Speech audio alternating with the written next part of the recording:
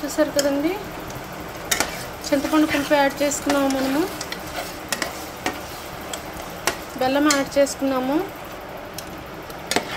చక్కగా ఇలా పెట్టి మగ్గనిస్తే చక్కగా బెల్లం అంతా కరుగుతుందండి, కరిగి ముక్కకు పడుతుంది. పచ్చడి అయితే మాత్రం చాలా బాగుంటుందండి. ఏజ్డ్ వాళ్ళు ఎవరైనా ఉంటే బాగా లైక్ చేస్తారు. యాక్చువల్గా చిన్నపిల్లలకు కూడా కర్డ్ రైస్లోకి దానికి పెడితే చాలా బాగుంటుందండి. ఫీవర్స్ వచ్చినప్పుడు అప్పుడు నోటికి చాలా బాగుంటుంది, టేస్టీగా ఉంటుంది. తప్పకుండా ట్రై చేయండి. లైక్ చేయడం మాత్రం మర్చిపోవద్దు. Thank you for watching. చూసారు కదండి, ఉడుకుతుంది. ఒక్కసారి మనము లిడ్ పెట్టుకున్నామండి, లేకపోతే చేతి మీద తుల్లుతుంది. సో కొంచెం క్రాస్గా లిడ్ పెట్టుకుని మనము ఒక 10 minutes అలా వదిలేసాం అనుకోండి, దగ్గరికి అవుతుంది పచ్చడి కింద. చూసారు కదండి, దగ్గరికి అయిపోయింది పచ్చడి. ఇంకా చల్లారనిచ్చి ఇంకా వేసుకోవడం అండి. తిన్నారంటే వదలరు, తప్పకుండా ట్రై చేయండి. Thank you for watching. Wow, దెబ్బకాయ పొక్కించడం అంటారు కదా, అది ఇది.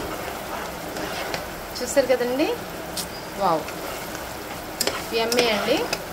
తిన్నారంటే వదలరు, తప్పకుండా లైక్ చేయండి. ట్రై చేయడం మాత్రం మర్చిపోవద్దు. Thank you.